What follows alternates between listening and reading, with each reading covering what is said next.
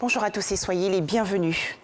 En Côte d'Ivoire, composition française, physique, chimie et orthographe, 3 matières au programme aujourd'hui pour la première journée du brevet d'études du premier cycle session 2021. Les épreuves écrites du BPC 2021 débutent donc aujourd'hui sur toute l'étendue du territoire national.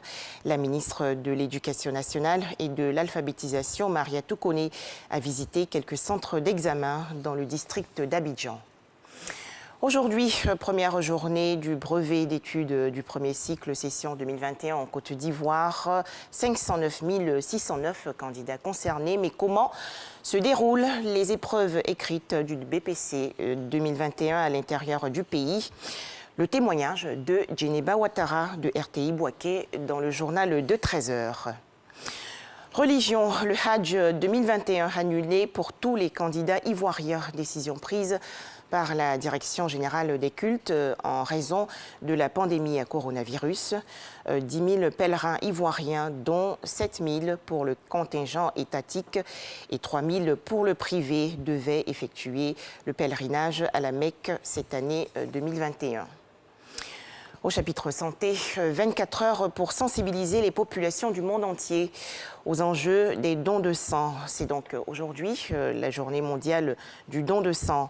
Grâce aux dons de sang anonymes et sécurisés de millions de personnes, des milliers de vies sont sauvées chaque jour.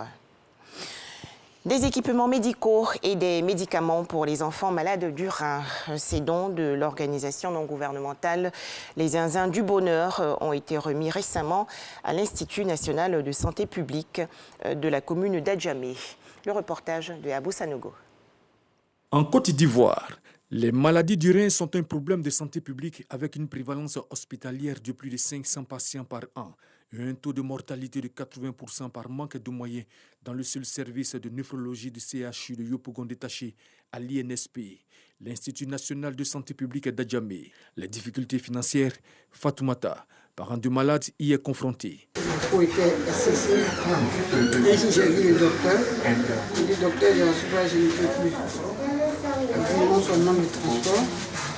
Et puis, bon, je suis à Bobo. J'ai dit le transport.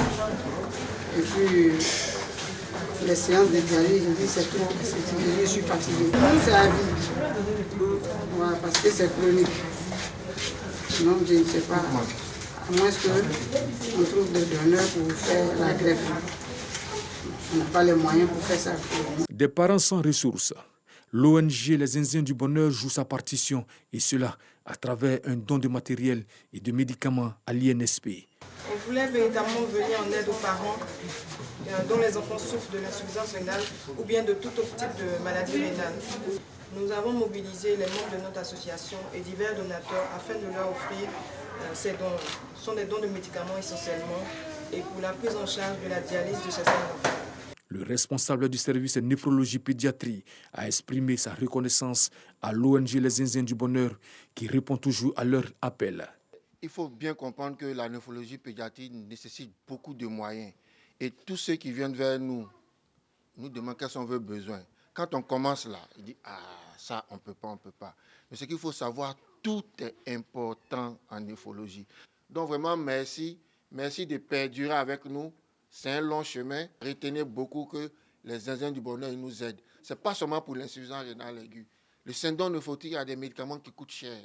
À part les corticoïdes, il y a des médicaments qui coûtent une boîte 120 000, 150 000.